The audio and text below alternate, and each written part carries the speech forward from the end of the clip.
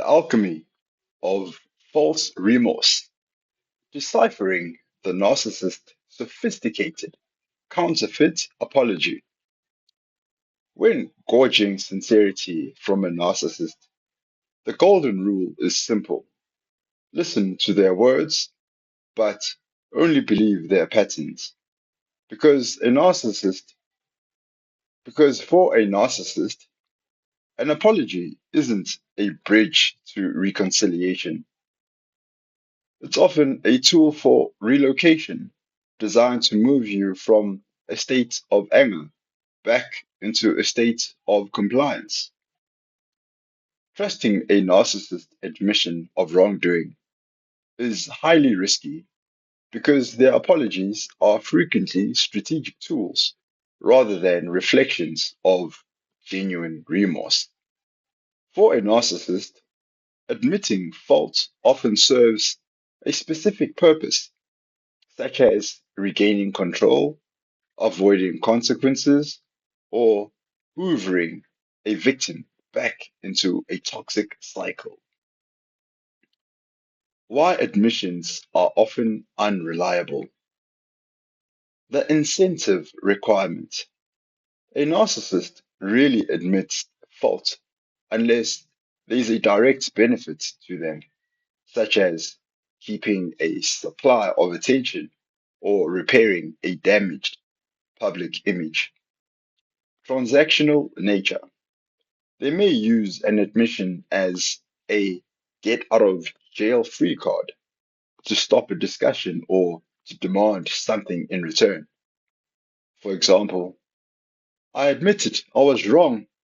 Now you have to forgive me. Lack of empathy.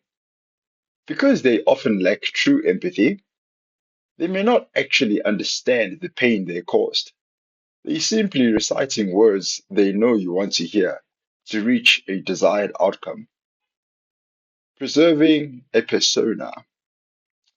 Full admissions are rare because they are they threaten the narcissist's perfect self-image. Instead, they provide partial truths or use pseudo apologies to maintain an illusion of accountability.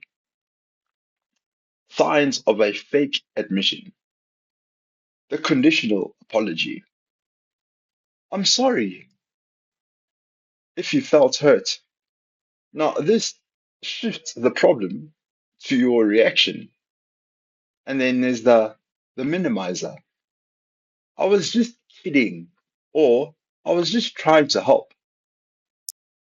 The blame shifter. I'm sorry, but you provoked me. The blanket apology. I'm sorry for everything I've done, which in turn means it avoids accountability. Or the get off my back apology. Fine, I'm sorry, okay? Are you happy now? How to gauge sincerity. Now, if you're wondering whether to believe them, prioritize behavior over words. Consistency. A genuine admission must be followed by long term, sustained change in behavior. If the same harmful patterns resurface shortly after, the apology was likely maintenance to keep the relationship going. Willingness to make amends. A sincere person focuses on your healing and making things right rather than pressuring you to move on immediately. Your intuition. If an apology feels genuinely off, you can best believe it often is. Ultimately, experts suggest that healing begins when you stop waiting for their validation or admission, as closure really comes from the person who caused the harm. Gauging sincerity from a narcissist requires shifting your focus from their words to their long term behavioral patterns, because narcissism is a stable personality trait. Genuine change is rare. and typically requires years of intensive therapy. Evaluate the content of the apology. A sincere apology is an act of accountability, not a defense. Check for these pseudo apology red flags. The but pivot. I'm sorry, but you pushed my buttons. This negates the apology by shifting the blame back to you. The feelings trap. I'm sorry you feel that way. This avoids responsibility for their actions and implies your reaction is the problem. The vague blanket. I'm sorry for everything. Sincerity requires naming specific behaviors and their impact on you. The victim flip. I guess I'm just a horrible person. This forces you to stop being hurt and start comforting him. Monitor post apology behavior. The most accurate gauge of sincerity is what happens after the words are spoken. The honeymoon phase. Narcissists often future fake, promising a better life or temporary kindness to regain control, only for toxic patterns to return once they feel secure. Repetition of the harm.